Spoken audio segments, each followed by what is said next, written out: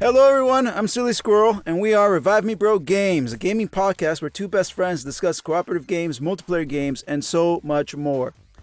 Master Rein right now is currently moving and will not be able to join us today, so I will be the sole quote-unquote host. But thankfully, I have... Espérate, ¿cuántos somos? Cuatro. 1, 2, 3, 4. We're a bunch. We have a bunch of other hosts here to talk about Diablo 4.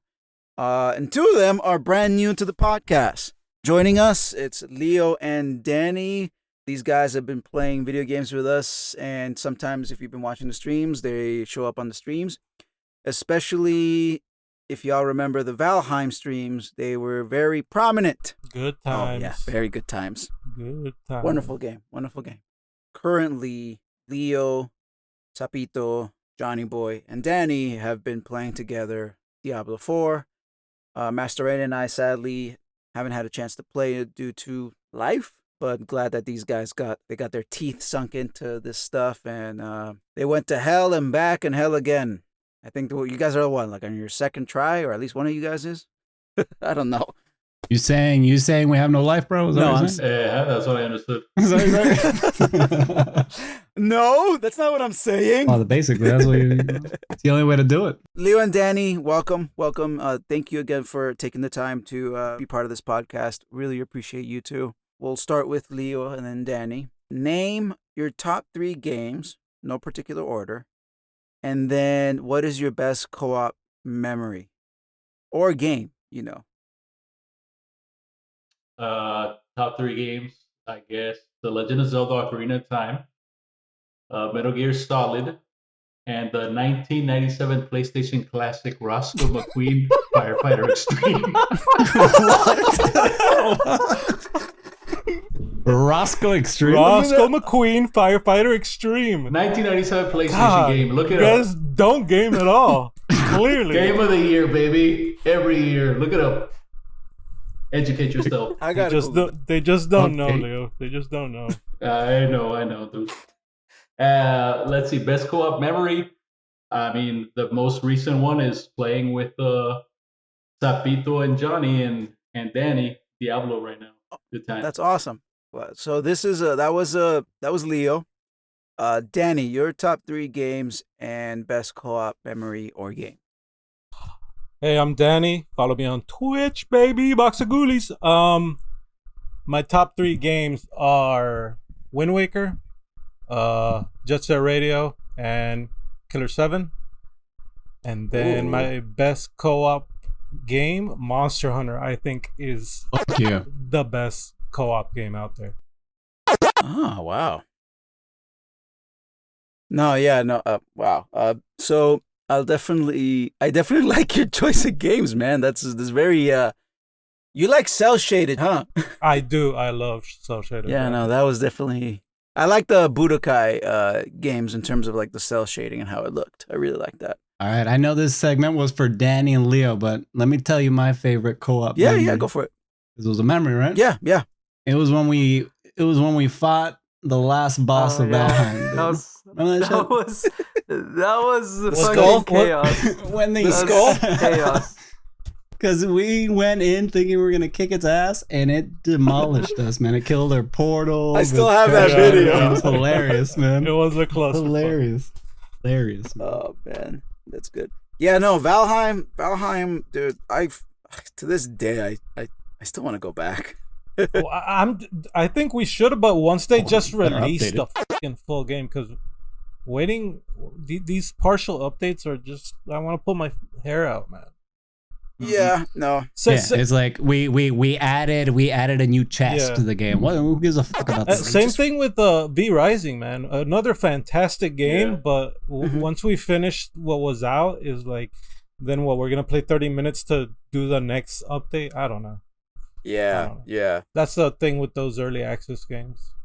You lose the motivation quite quickly, right? Like you get what you needed to get out of it, and then it's like, why should I go back? But at least why go back when it's not done yet?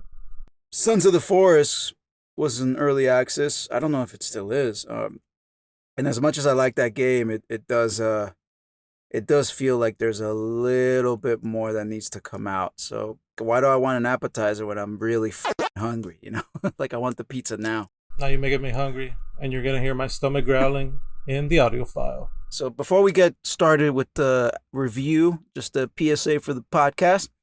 We are available anywhere you get your podcast. If you listen to us on Spotify or Apple Podcasts, please give us a 5-star review. It's free and it helps us support the pod. Plus, we're giving away free merch. All you got to do is send us a screenshot of your 5-star review to our email or social media, Instagram preferably, with your name and address, and we will send the goods wherever you are. Also, remember to check out our YouTube page with our latest streams and, of course, the latest podcasts. So for today, like I said, we're going to be doing somewhat of a panel. I haven't played Diablo 4 at all, so I don't feel qualified to talk about it. Yet, I'm looking forward to hearing the opinions of these 4 gentlemen here. So, all right, so what is Diablo 4 for anyone that doesn't know? Diablo 4 is a 2023 multiplayer action role-playing game developed and published by Blizzard Entertainment. It is the 4th main installment in the Diablo series. Basically, players create a character from one of 5 playable classes: Barbarian, Druid, Necromancers, Rogues, or Sorcerers, and use their skills to complete quests through combat. The game has had a lengthy early access period, with public betas available from March 2023 and official early access beginning on June 1st. First question, what were your first impressions, especially after having played the last Diablo game? It fucking kicked ass, bro. Goddamn. Yeah. It did what I wanted, you know? So I'd never really played Diablo 2. It came out when I was fairly young, I guess. But I was really excited for Diablo 3 when it was coming out. And I had a good time with Diablo 3, but the art style in Diablo 3 was very much like World of Warcraft. Kind of bright, shiny, not so cool. But this one, they really brought back the grim, dark vision that they had in the past. And the storyline as well is just way darker than before. So it's been a lot of fun. We played the beta too, and yeah. Oh no, so like I heard a big complaint about Diablo 3 was that it was not as the atmosphere wasn't horror. You know, like usually Diablo 1 and 2 were felt like much like a horror dungeon game. Yeah, dude, it felt like a Goosebumps novel. You know what I mean? It's like it's trying to be scary, but you know. And you said like it did a lot of things you wanted. Like what exactly? Honestly, it's just the look of the game, the story, the atmosphere, the sound design. You know, it's all the music, man. The music is so the music, good. exactly. It's a really it hits the vibe like down to the T. And I mean, we'll get into it later, but it's not just like just a sequel, right? They've changed it up. It almost feels more like an MMO, okay, than an action RPG. And so what I like is it seems like the game has built a good foundation, and now, you know, I don't think there's going to be a Diablo 6, you know, anytime soon. Gotcha. They're definitely just going to be updating this game. Gotcha. Yeah, but there might be a Diablo 5. Yeah, when our kids are born, you know, when our kids are teenagers. You skipped the 6. I was like, wait a second. There's a few numbers before that, or 1. Anyway. Which Diablo are we on? What are you talking about? Yeah, the story was great, but I don't remember what happened. So don't ask me. Jumping ahead. All right. Leo, Danny, what do you guys have to say regarding first impressions?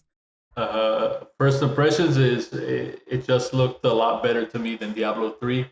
I did play Diablo 3, but I didn't really go very deep into it. I didn't mess with the Paragon points and all that stuff. I basically hit max level and I made another character, hit max level. You know, I tried everything and that was it. And then I just put it aside and I didn't even touch the expansion.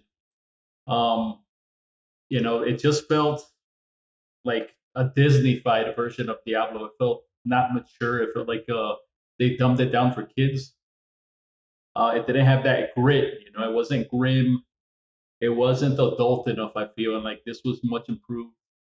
So my first impression was just that this is more what Diablo should be, and I like the look of it. I agree. Like I felt like for Diablo 3, the developers wanted something a lot more accessible so that everyone could play it, and that ended up costing them basically the soul of the game was no longer there, right? So that's it seems like you hit a good point where it's like now the game feels like what maybe the adults and teenagers back when Diablo 2 came out like can relate to. Which is great, because we want games to, be accessible, but not to completely bastardize themselves. So that's good to hear. That's funny that like Diablo 3 looks like it was more accessible or whatever, but I feel like 4 is the most accessible Diablo there has been ever. You know what I mean? And I think you can see that by how many people are playing the game and how many articles are coming out saying, oh, you have to make a new character for the next season, which is just an ARPG staple in and of itself. And you bring sorry to interrupt, but you're right. But another thing that I think was a problem, I might be wrong, but I think Diablo 3 only came out on the computers at first. Oh yeah, it was PC exclusive. Yeah, and then there was one on the PlayStation. Yeah, because I remember playing it on release when it came to Xbox. I played Diablo 3 or like a lot when it Xbox, 10 years ago when it came out. I played a lot of it. I made multiple characters, but I never played the seasons back then. I did get into the seasons of Diablo 3 recently while I was waiting for Diablo 4 because I was having withdrawal symptoms from playing the demo. For you, what were your first impressions of the game? Definitely the style shift. Definitely it's a lot darker of a game. It plays really well. Like the gameplay is smooth. Like there's no like janky gameplay. I played other ARPGs like Titan Quest. Like sometimes like you hit the button and it doesn't work. It doesn't do the action it's supposed to, and it gets you killed. But combat's great. It feels good when you press the button. It does the action, and you feel when you do it. Gameplay is just smooth. It's good. It's fun to play. It's highly addicting too. Johnny mentioned that nice. He doesn't gamble. He plays Diablo 4 instead. Very true. Forget Vegas. Just give him a Switch with Diablo. Just give him a loot game. I can't hear loot games. Yeah, I've played a lot of loot games, man. Like there are my downfall. That's why I don't gamble, man. Like I'd be broke. I like the noises and the drops. The dopamine hits. It's a problem. Yeah. It's a problem. We played the beta. It ended. And I was sad. So I played Destiny. Let's talk about Destiny. I logged in and played with these guys for one day, and then they never logged back in. They're like, these are the expansions you gotta get, and I got them, and then like, I was playing Destiny by myself. I'm down to go back in for the dungeons and the raids. Yeah. I still like Destiny. Well, Sapito and Master Rein played a lot, actually. Well, during, right? Like you played a lot with Leo also? Yeah, we did. Yeah. Yep. Yeah. I know we're talking about Diablo, but since you guys brought up Destiny, are you guys gonna try the marathon game? Yes, 100%.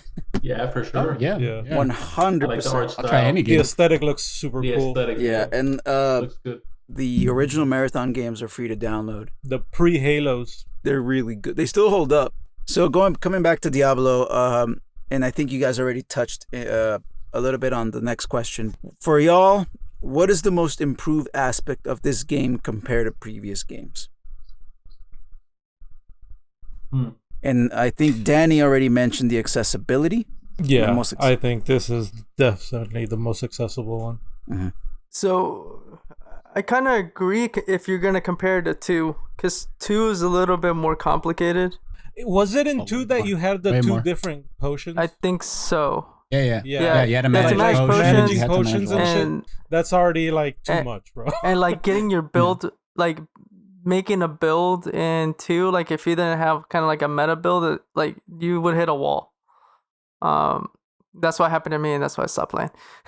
I'll eventually go back to 2. But 3 was like very simplified, but at the same time, if you wanted to get to the higher levels, you had to do a meta build in order to actually get there. So far here, I've like respec like 10 times already, and basically, and I'm not even looking up guides or anything like that, and the builds have been good, and I've been able to keep up with the content so far. Yeah, but he's also like 10 million in the hole because of all those respecs. Yes. Yeah, but it's not that expensive though. So that's what I wanted to bring up in terms of like what's whatever your question was. But basically, in Diablo 3 they took away the skill tree, man. There was no skill tree. You just had skills, 3. And you could switch anytime you wanted. You could have like preset builds and switch between them. Like even like the gear, you could like press one button and switch all your gear at once. In Diablo 3. You could have loadouts. Yeah. Well, yeah. Okay. That's a quality of life that we're missing for sure. But just skills in general, right? You didn't really have like a build you could do. Like it's just okay. I can switch between 3 different skills. And that's about. It was super watered down, right? And then in this game they brought back the skill tree, but they also didn't make it too complex. Like a game like Path of Exile. Like Path of Exile, man. I've tried playing that game, and each time I'm like, yeah, I'm gonna play this game, and no, each time I give up because you have to look up a guide. And that's what Johnny's saying, is that like he's respec'd a bunch of times and his builds have worked because the skill tree isn't huge. What I think is great is that like the skill tree is just about the actual abilities and how those work. Once you hit max level, that's when Paragon comes, and that's when like the next steps are just like just stats, right? Like +5 intelligence, +5 strength. That's why it's an accessible game, For right? sure. Because they don't have to worry about that shit. Yeah, exactly. So Until you're they playing get it slowly pushes you into the more complicated things, which is I think is really good. Like he was mentioning the skill tree and stuff. At first you only have your 2 skills, your like basic attack and your core ability or whatever the hell it's called. And then as you level up, it gets a little bit more complicated, and you start moving your making your abilities different and stuff. And like they mentioned, once you hit that 50, you get the Paragon, and that's when it really opens up with the Paragon boards and all that stuff. Yeah, because on the Paragon board, you're getting 4 Paragon points per level, and there's also glyphs. And then with the glyph slots, there's all these different glyphs that you can equip, and they all do different things. And once you have a certain amount of points and certain stats, then it'll unlock additional abilities for the glyphs. So it gets more complicated. And you have to level up the glyphs and all that. Yeah. Damn. Okay. But they release it to you in a at a good pace. It doesn't overwhelm you. Yeah. So because even when you have the Paragon board available, you can't do much. You're slowly working your way there, you know. So like when it comes to someone that's just starting the game, does the game basically just focus on you level up your stats, you get more loot until you get to that point? Like is that what it sounds like? There are no stats. The skills. Yeah. The skills. There are no stats that you allocate points to. Of course. It's only skills. It's only skills. Gotcha. So silly. So like, let's say like me. So actually, we should all kind of say what our class. Well, we'll get to that. It's actually my next question. But just so that I understand, because it did get a little complicated, me trying to imagine all that. It's like the game holds your hand up to a certain point, and then it brings up these new mechanics for you to test with. Is that kind of what it sounds like? Basically. Okay. So I can kind of just give you a quick. Please. So like, you know, me leveling as a wizard, right? Like I level to level 2, and then it's like, okay, would you like to be able to cast a fireball, or would you want to cast ice, or would you want to cast electricity, right? I pick that. Then I get to level 3, and they're like, okay, would you like to upgrade that ability to do something else? Or do you want to grab this other ability? So everything is about abilities, right? Okay. It's not about stats at all. Okay. Nothing about stats, not about any of that. Okay. So as you're leveling up, you're like, oh, I want to do this, and I want to be able to do that. So it's like, it's simple, right? It's just like, this does this, play with it, see if it works. Okay. If you like it. If you don't like it, you can respec. It's not that expensive, which is Oh good. yeah, and You don't feel pressured to like, oh fuck, I have to like in fact, sit down here and think, you know? yeah. In fact, I think in the beginning it's free, right? The first couple of times you do it, it's free. Yeah, Free that's for true. a while, yeah. What do you mean by free? Like you can respec for free because later on There's you a have respec cost eventually, but Yeah. in the beginning you can do it anytime. Oh, I see. Because the game wants you to really find your niche. yeah. Oh, that's really cool. No shit. No wonder. That sounds a lot of fun. So yeah, no, very very experimental. Very. It almost sounds like it's very beginner friendly. Mhm. That's what I'm saying. It's very accessible. It's That's really like- cool. Moving on. What was y'all's builds? Why did you pick those builds? And like, ever get too complicated? You know. So let's start with the builds and why, and then we'll talk about the system. So I ended up picking Wizard. I thought I was going to be a Barbarian at 1st. Mhm. But we all played the beta. And in the beta, the Barbarian was the worst class to play. Aw. It was really rough on me. Like, I remember playing it and like I was having a hard time with bosses, and then I was playing with Leo and Danny and Johnny, and they were kicking everything's ass. But that's because the Barbarian is very gear dependent, right? So Mhm. like it's actually the most powerful class now in Diablo. It's the most powerful class. But in the end, I tried the other classes, and Wizard was the one that I liked the most. Yeah. And I ended up being a Pyro Wizard because I just randomly passed by someone that was like throwing fire all over the place, and it looked super cool. Mm-hmm. It's just because it looked cool. And everybody else right now in Diablo is playing Ice. So I kind of just want to be, against that. I did that. It's been working out. I'm not super powerful, but in group, like in group play with playing with these guys, I'm helpful. But solo, not so much. Gotcha. Johnny Boy, what's your build and why? I am a druid, and I am playing what's called the shred build, which I'm like get up close and personal and spread poison. That's my latest respec. I've tried several others, and this one is the one I like the most. I'm not gonna lie, druid is also one of the worst classes at the beginning. From level 1 through 50, it is horrendous. Like you're not doing any damage essentially. Like I would basically just tank things like bosses. I would just sit in front of them and hit them, and then these guys would melt them with their stronger classes earlier on. And now, like after we passed level 50 and I started getting the gear, then that's when like Tables have turned. I'm destroying everything and I'm tanking things. Yeah, Johnny's the most powerful right now. He's also got incredible luck. Yeah.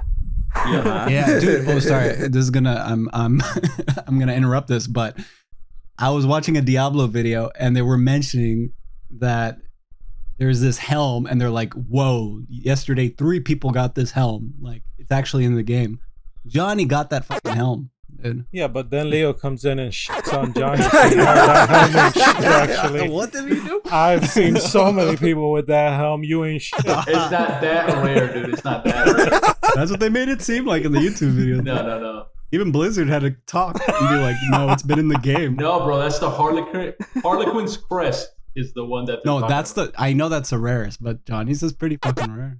Nah, you can see a lot to people in the There subreddit it have is. that thing. There it is. Why not play Wapote? Just fuck man. Well, perdóname, pues, for bringing the facts. I'm sorry. Party pooper. He's just trying to make Johnny feel good. He still has great RNG, man. I'm not gonna deny that. Yeah. He's got like all the best uniques. Way better gear than us. For sure. my god. See, and he's got that on his horse. Oh yeah, that's true. Yep. Got that. All right, Danny or Leo? Okay, I am a necromancer. Bone spear build with no minions. And I just, I made a necromancer because I think they look super cool, and I thought it'd be cool to, summon undead and skeletons and golems and all. Turns that out crap. he's not doing any of that. And it turns out I don't even use them now. Because they die all the time. I sacrificed them for buffs. Yeah. They die all the time, basically. Unless you spec specifically to like have minions, then they're not that good. At least not in late game. In early game, they're great, but then they get squishy and they get killed all the time. And then I was like, well, I guess I'll kill you all. So, but I like Necromancer. It's been good. I actually didn't play the beta. I jumped in when the early access came out, like the week early access. And we all started playing together, but we didn't really talk. We just kind of made the characters. So I made a druid, and then I saw Johnny had made a druid, and I'm like, all right, there's going to be 2 druids. I don't like that too much, but whatever. I'll play a little bit of druid. I want to have little doggies around. That should be cool. Turns out the dogs are shit. Turns out that the druid I was building as well, like an earth druid, wasn't very good. So I was like, all right, I'm going to try something else. And I made a rogue, and I've been playing that, and rogue is awesome. And for rogue, my build is like a trapper build. I set a bunch of traps on the floor. I run away. They explode. I put another trap. And then he comes back. Yeah, exactly. I put another trap down. And then he puts another trap. I put a and bunch of runs another away. traps. I run away, shoot some shit. And that's basically my build. It's really fun. I like it a lot. Sneaky. Yeah, I'm very, very sneaky. All right, so y'all have very different builds, and that's quite exciting. I'm assuming y'all are very high level, so to speak. I think Johnny Boy's probably the highest, correct? No. Leo is. By one level. By one level, though. I'm level 80. I'm the lowest. He is the strong. He's still the strongest. Okay.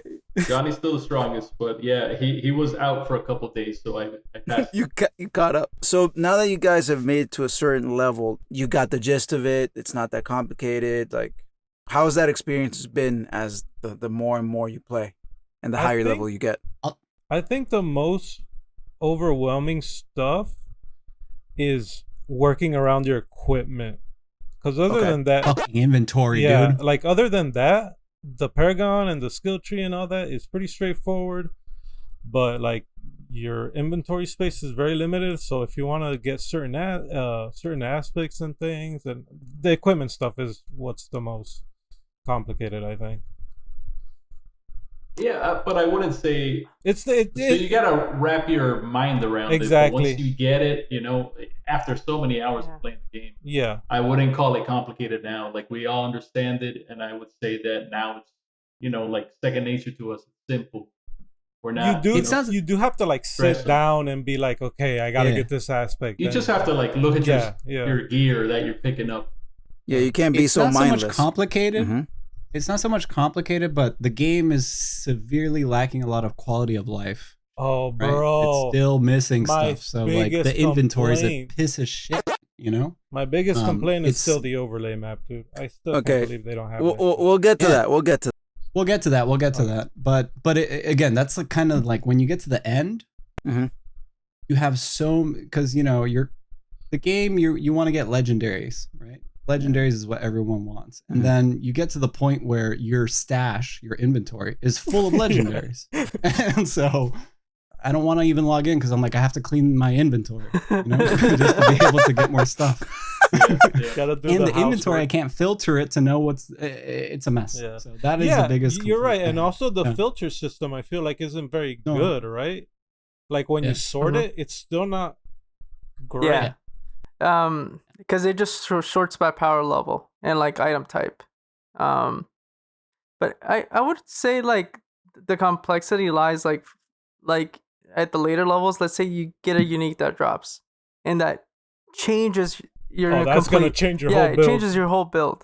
Like yesterday, I got a drop, which is perfect for the build I really wanted to do.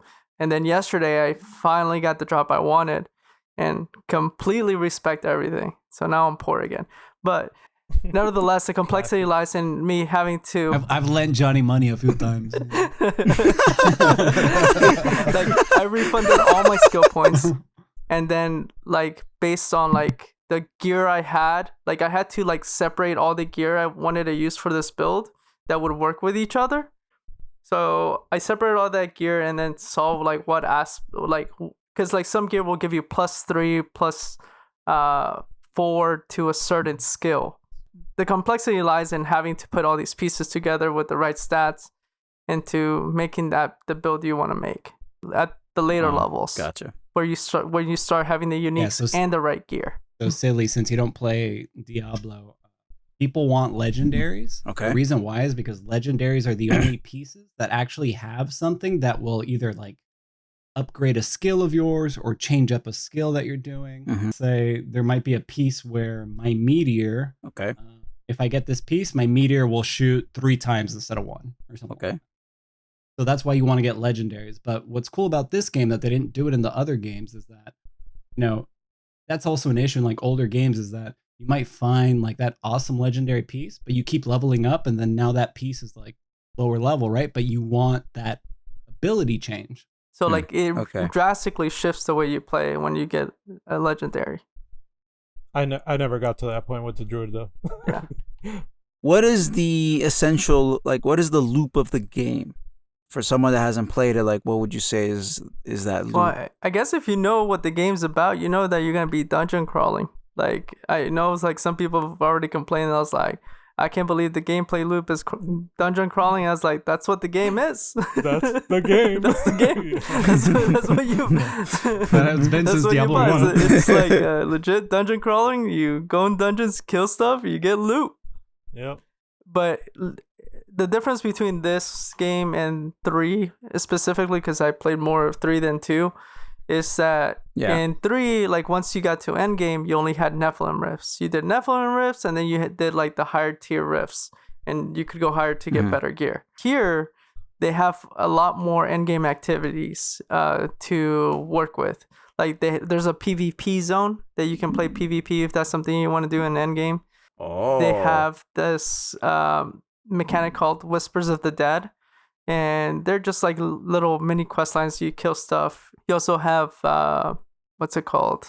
Hell Tides, which a whole zone of the map, it looks red, and you have higher tier enemies there, and you have these chests that you have to collect these embers for. And once you collect enough of these embers, you can open the chests, and they have a high chance of dropping legendaries. And that's how I've gotten most of my legendaries, is through Helltide events. Another If new you die in a addition- Helltide, you lose half of your embers. Yeah. That's the stressful. Another new addition, which is awesome, is world bosses. Oh, yeah. World bosses. There's these ginormous bosses that appear a couple times a day, and they always drop legendary. And they can also drop a cache that'll have more legendaries if it's the first time you've killed them for the week. And I mean, I did one today with Danny, and he kept getting one-shotted. Yeah. I'm also Which it one? was cool, Which though, one? right? yeah, but it goes. I'm level 63, where I'm supposed to be level 70, right, to be in tier 4 We're in World 4. in World 4. No, you're okay. 50-60. Yeah, but I keep getting one shot at my Hey man, we were doing it. Yeah, we at weren't that supposed to level. do it either. That's true. We did it. Well, we did it. But yeah, you also have Legion events, which is another kind of like activity that you do with other people, the same as World Boss, and that's where the MMO aspects of the game come in. Same thing with Helltides. Yeah. The world boss, you can have like 30 same thing with people there. Helltides. Like you're running around doing Helltides, and you run into other players, and you can choose to help them out, or let them run away from enemies and see them die.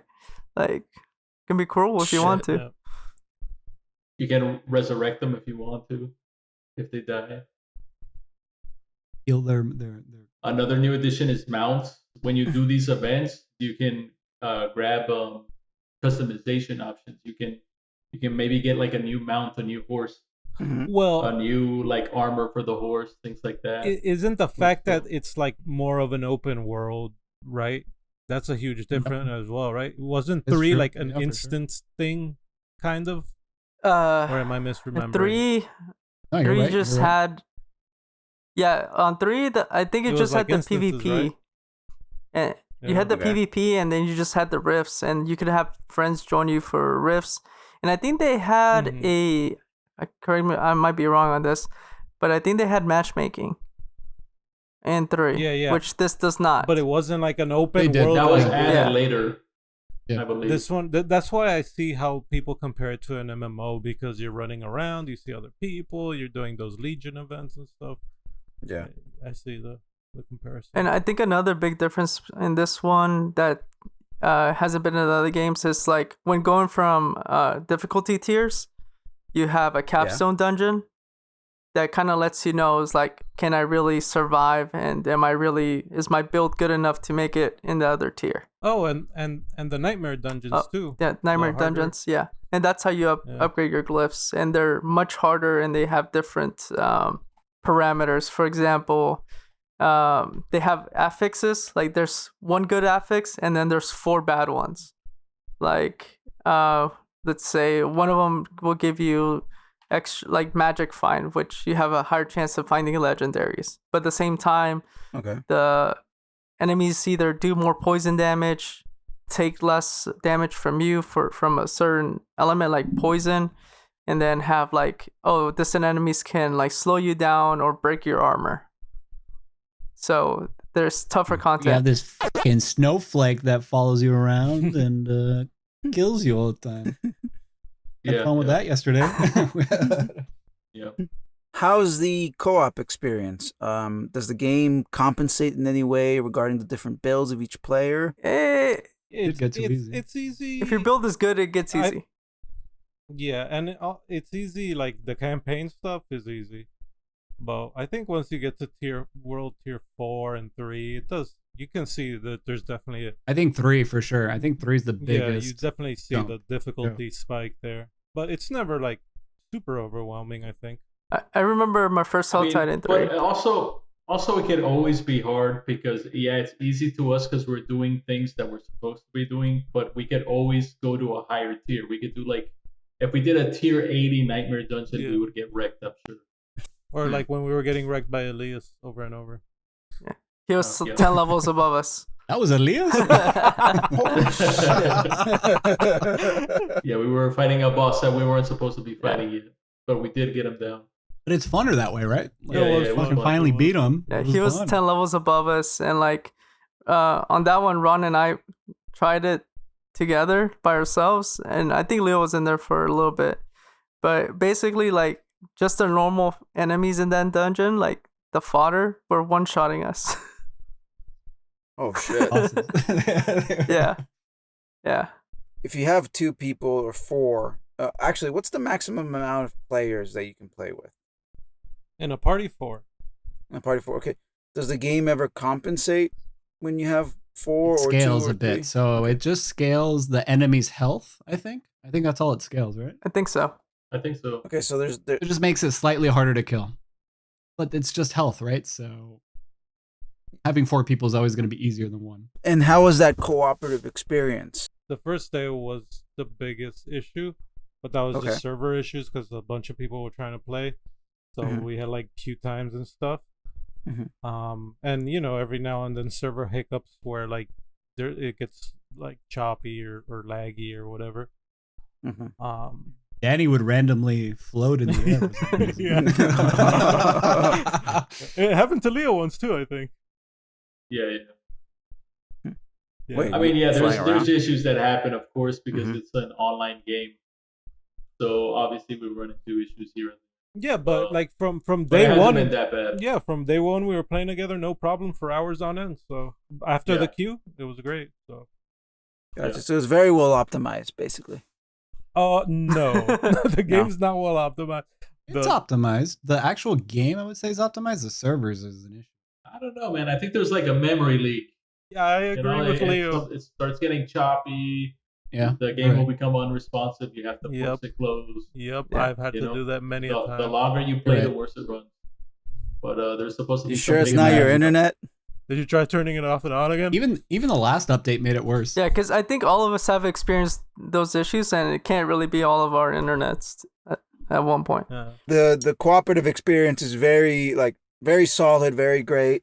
You'll have some hiccups here and there, but overall, this is you guys would say this was a was this a very good co-op game?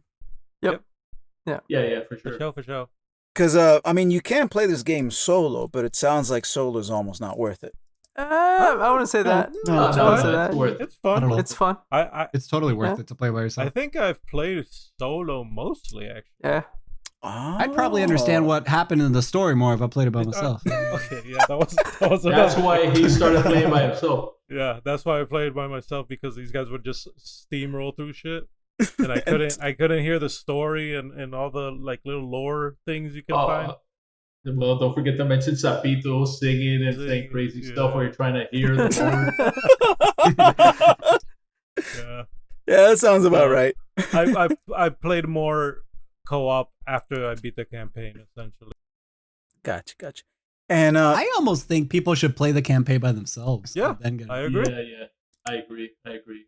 Okay. Is there anything during your game, your fights and your gaming and all that you'd be like, oh shit, like I wish we would have known this sooner? You know, considering you guys play together, have different builds. Good to tell your friends what you're able to do, right? Because you can like synergize. They can kick off. Yeah, they can synergize, right? So like, me as for the early part of the game, like I had this ability that would heal everybody close to me. So like I kept that ability for a long time until it became necessary for me to be able to do more damage, essentially. But like I would basically like keep these guys alive without them having to use their potions for a while. Yeah. So because of the build I was using, Sapito's ability, like I think his damage relies a lot on vulnerable stat on enemies, but he doesn't have a reliable way to put vulnerable on enemies. And then my build is super easy for me to put vulnerable on enemies and also crowd control enemies. So we kind of work off each other. So like we do more damage together than separate. Like now, so I actually have two builds. So like when I'm not playing with these guys, I change up my skill tree, different build. When I'm playing with them, I change it up.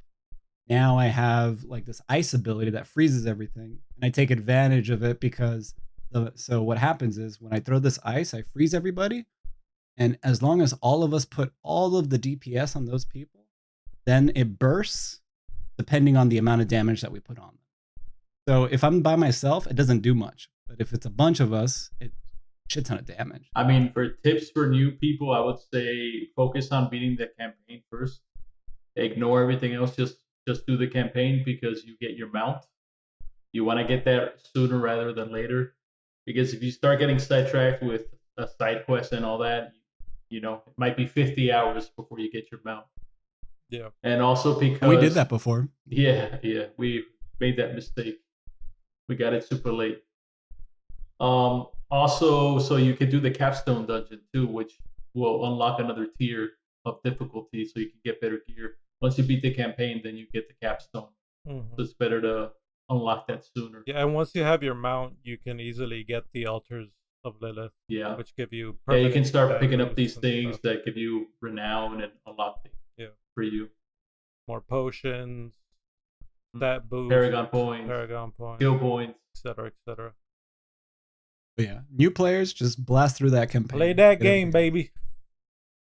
Yeah. It's crazy. Did you hear? I don't know what I'm gonna look it up, but like not many people beat the campaign. I think Johnny was telling me that. Yeah. There's still a large percentage of users who haven't finished the campaign, according to Blizzard. Wow. Would you say it's the majority? Fewer than 30% of people have beat the campaign. Wow. What? Well, I would say we're definitely in the minority, being the level that we are and playing on the hardest tier. I'm sure that's not what everybody else is. Okay, we're almost done here. I just have two more questions. What would you guys say is the hook to play it cooperatively with friends? Like, what is it about this game that makes you want to really play it with friends instead of just going at it alone? Even though, of course, you guys have recommended playing it alone anyways, but at the end of the day, this game is being sold as a cooperative game. Well, we're just saying play it alone, the campaign. But definitely. No, of course. Play with. But I also don't think it's sold as a cooperative game either. I mean, from what I've seen, it's like they're really pushing it. As much as like Valheim and those other ones, right? Right. I think those games really change the game completely because there's so much you have to do in those games, right? Building a house, getting all these things. Yeah, that's that having more people makes it easier, makes it doable. Yeah. You know, people get jobs and what to do. In this game, honestly, like we love the co-op, but I don't think I don't think it compares to what you said with like the other ones, right? So kind of, it's fun to play with other people, but it's not really necessary. It's cool. It's think? cool to Yeah. see, everybody casting their spells and shit. That's cool. And you're obviously like clearing stuff out faster. But yeah, Ronald's right. You don't have to play it with anybody if you're antisocial or something. Well, that's good to know. I guess like it's there's different ways of playing it, and the game is very friendly regarding that. With the builds, playing with different people, playing by yourself.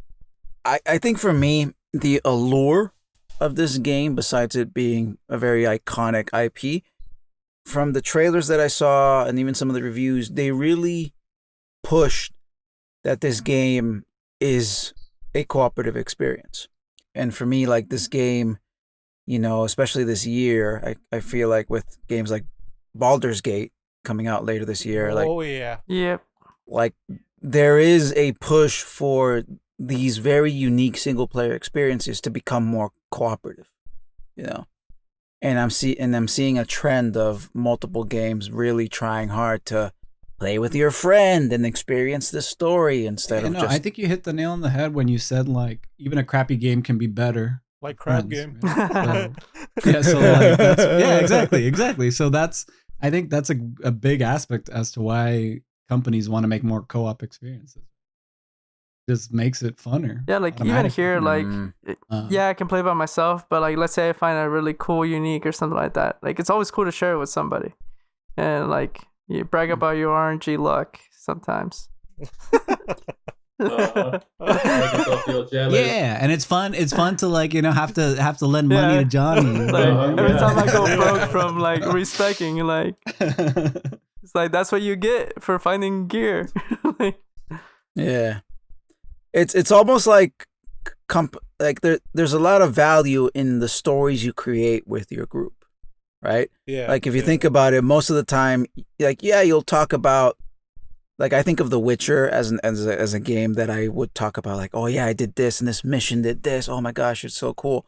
But that's like maybe now and then you'll have an experience like that. But then how many times do we catch ourselves talking about like Valheim, or we're talking about The Forest, or talking about Gunstar Heroes for anyone that grew up playing that. Like these stories that you create with the people that you play. I mean, at one point, and the reason why I even made this podcast is because I thought that cooperative gaming was dying, that there wasn't enough co-op games. And lo and behold, I feel like now there's a shit ton of co-op games nowadays, I feel like every other game nowadays has a co-op option. I believe even the latest Avatar game, I think, has a co-op option.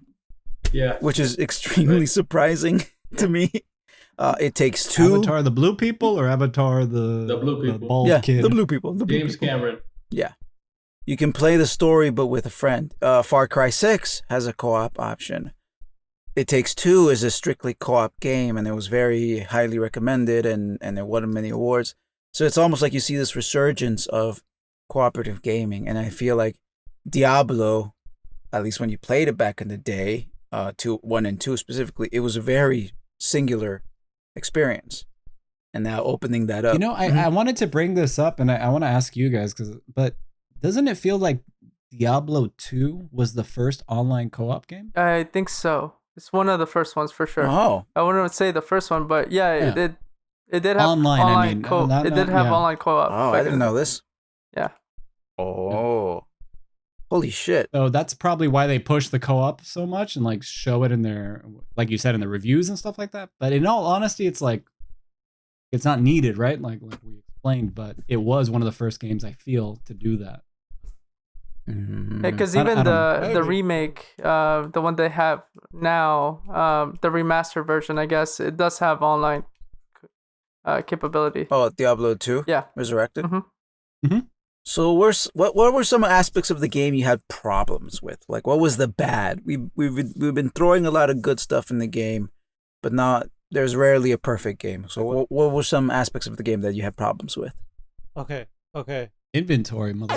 Yeah, number one for me. The Inventory gems. for sure. No, not me. action RPG has a fucking overlay map. I don't know why the fuck this game doesn't have one. Every ARPG has one. Yeah. I don't know why this one doesn't have one. It's so weird. It's so weird. That doesn't bother me. I that wouldn't much, mind. Inside Yeah. a dungeon, You it could does. pin- you Inside could a pin dungeon, the it map, does. Yeah. and it'll Yeah, tell you where I'm to fine go. with that, but inside a I dungeon, you wouldn't can't mind do that. if we had Yeah. a like more zoomed out mini map at the very least. It wouldn't be as Yeah, big at of a least. problem At least. if the Yeah, mini map was a little bit it's- more zoomed out. It's too Very close in. bizarre. So you have to open Very your map bizarre. and then you can't see shit and you get killed because you're looking at your map. Like It's it's weird. happened to It's me in weird. Hell Tides. It's not fun. Oh. Very strange decision. I don't know why. I mean, to be the granddaddy of action RPGs, not to have And a not basic. to have it. Yeah. Yeah. Just confirming, Diablo 3 had it, right? Yeah, Yeah. pretty Yeah. sure. Yeah, it did. It did. And I just played the last ARPG was that I played was Warhammer 40K Inquisitor, and that one had one. But yeah, the game is missing, like I said, a ton of quality of life. Even like, okay, we're complaining about the inventory being small, but not only that, like we just have no way of filtering anything. I have to like mouse over every single thing to understand, Yeah. what the things I have, Yeah. Like if you could like type in And then like even the map, a skill that you're looking a for place. and it just filters it out, that'd be great. Or like if it had like a search Mhm. for a certain, like you could type Yeah, in. or filter by aspect, or Yeah, filter yeah, by, fuck. Also, there should be like a button to like auto deposit all gems in your inventory Yeah. into Yeah. your stash. Oh, It gems should- take up all your Yeah. space in your inventory. You should be able to like mark things Well, as like either w- junk or safe, and then just press like a sell all. Well, you Mhm. can mark things as junk.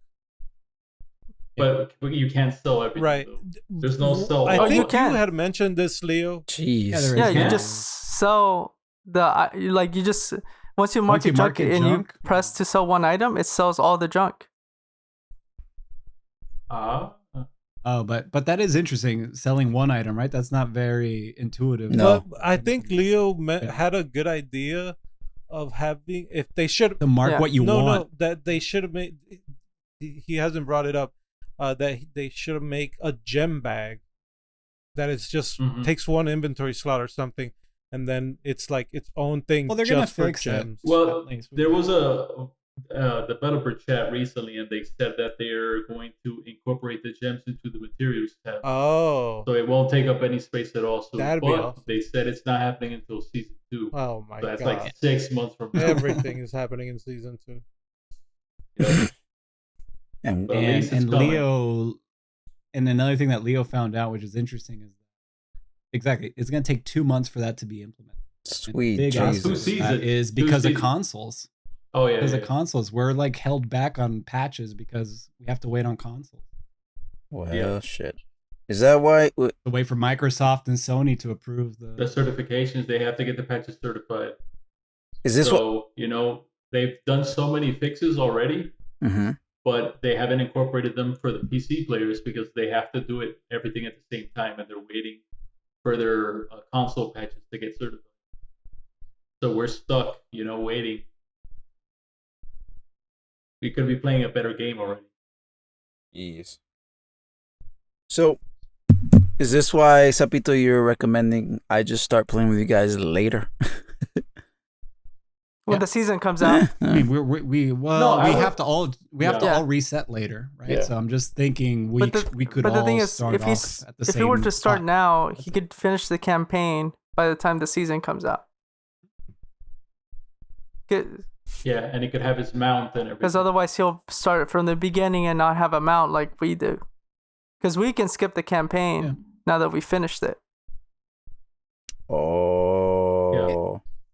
I mostly recommended it to him because I know he Yeah. doesn't have much time, so probably best to play something else if he wants to play something. Gotcha. Play later, but yeah, they're totally right. Gotcha. I'll take that into consideration. But cool.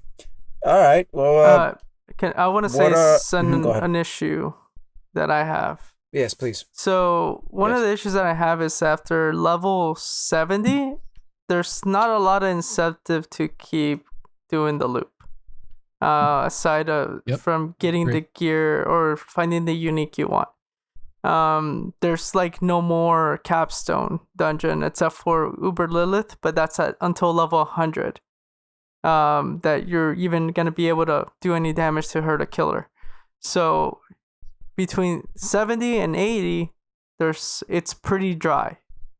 I'm guessing they weren't expecting people to get to that level that quickly, and I think they underestimated like some like the hardcore players and some of like semi-hardcore players, which I would consider us since we're not level 100.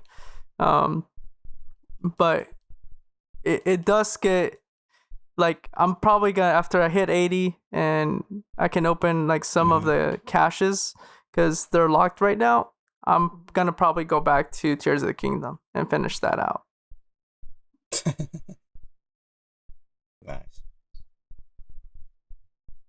But yeah, totally, exactly. I'm already kind of, because there's no real incentive. Really, no. Like, I was talking to them and I was like, all right, let's fight Lilith, right? Like, that's all I wanted to do. Yeah. And they're like, yo, you got to be 100. I'm like, what? I don't want to get all the way to 100 to beat her. Yeah, he already got us to like fight the like tier 4 capstone boss 10 levels early. So Yeah. Hey, you don't have fun fighting a boss for 3 hours? It wasn't 3 hours. It was close. It was like I'm joking, at least but 2. yeah, it's fun that way though. Yeah. We died a lot. That's Yeah, sounds like I died a sounds lot. like We For did it sure. in the end, though, so Yeah. that was Because good. they were 10 levels under, I was like 15 or something levels under. Yeah. Yeah. We were constantly reviving. Yeah, let's just look at him and Danny would die. Yep. Just constantly being revived. Cool. Any other issues, problems, things that pissed you off? I want to be able to spend more of my money with Blizzard. Give me more skins. I want to mortgage my house. You know, they don't give me the option. Okay, Cool, yeah. Oh yeah, and The horrible druid skins. like they are horrendous. They look like monsters. Yeah, I think that's why Johnny always wants to be a werewolf, so we don't see his Yeah. horrendous shame. human form. This disgusting fat boy. And thank you guys for sharing all that. That's very enlightening. I am definitely looking forward to trying out the game, especially on single player first. So final thoughts. What would you rate this game out of 10? Let's start with Sapito. 9.5 out of 10. Wow. Almost a perfect game for you, huh? Love this shit. Love to, just like Monster Hunter, I like the loop of killing shit, getting new stuff, and killing more. I think the game has a good foundation for the future, but it's still not like a perfect game for sure. They did a great job, and we didn't mention it, but like, I mean, we all know Blizzard cinematics are awesome, and the final cinematic of the game is fucking incredible. And I got to watch it on my widescreen monitor, and actually, that's another complaint I have with the game. It doesn't let me see the cinematics again. What the fuck, man? The cinematic again. Where's the replay theater?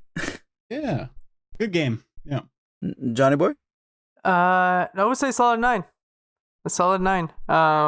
There's definitely a lot of quality of life changes that would be nice and welcome. And I really want to see what the first season entails. If the first season is good and I like the gameplay loop that it brings, I'll probably keep playing season 2 on probably all the seasons. But I would say a solid 9. It's a good game. It's fun to play. Story is great, and absolutely the cinematics are just amazing. And Blizzard knocks it out of the park with those cinematics, man. Nice. Leo. I'd give it an 8.5, and holding it back would just be, the complaints I have about it.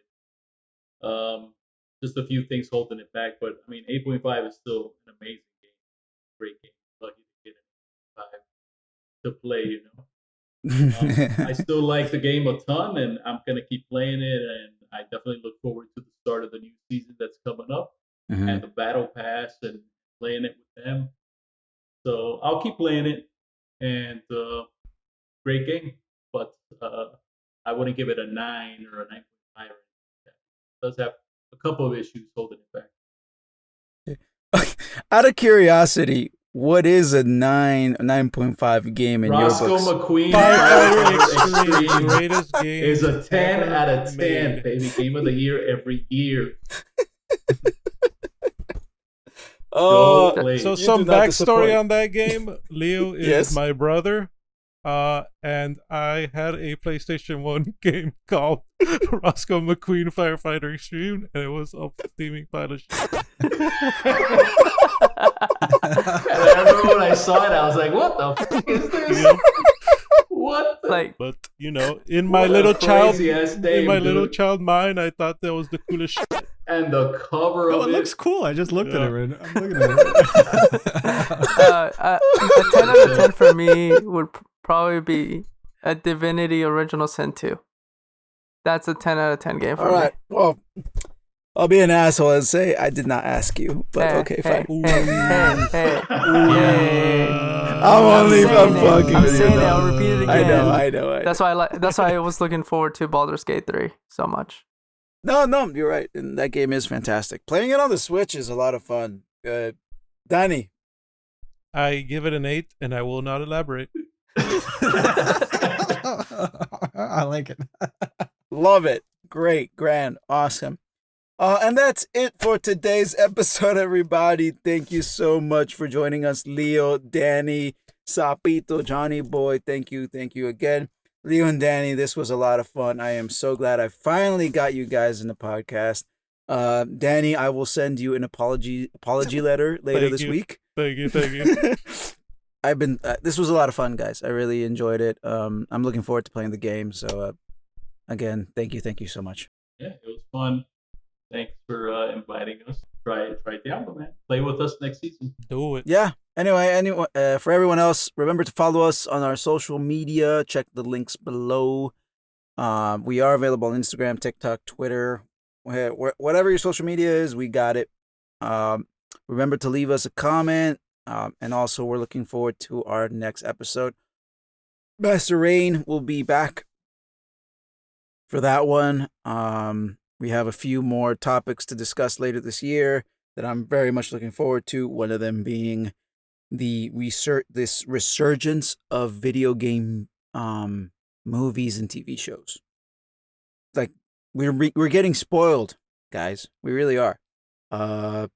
Just with like I think we are, man. Like this is like it's been consistently good, for the past. I know that you said you love the Halo TV show. No. That you Talk did about not that listen to the next podcast. Yeah, that's what you said. I remember. No, you did not. You said it. No. You I'm looking a at pull. Master Chief's bare butt. That was Master Rein, Said mother. Master Cheeks. You liked it. Go listen to the podcast, bro. But anyway, I think just a side note, ever since that show, like after that, I haven't been disappointed with any video game movie or show. Like everything else has been phenomenal. I think yesterday we were mentioning Dungeons and Dragons, and I'm looking forward to watching that movie, but all I hear is good things. Very fun. Yeah, I liked it. I liked it. Good time. And that's what I mean. I feel like we're getting a lot of good content that is video game related, for movies and TV. So.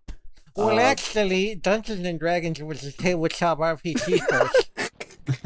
Nerd. He's right. He's right. And Silly, did you know that the director who directed Moon directed World of Warcraft? Oh God, really? Bad. That is sad. Impressive. Wow. I wanted Let's go on a to tangent now. We were like talking that about movie. this yesterday. All right, this is Silly Squirrel. Thank you, everyone, and remember, never stop reviving. Peace out.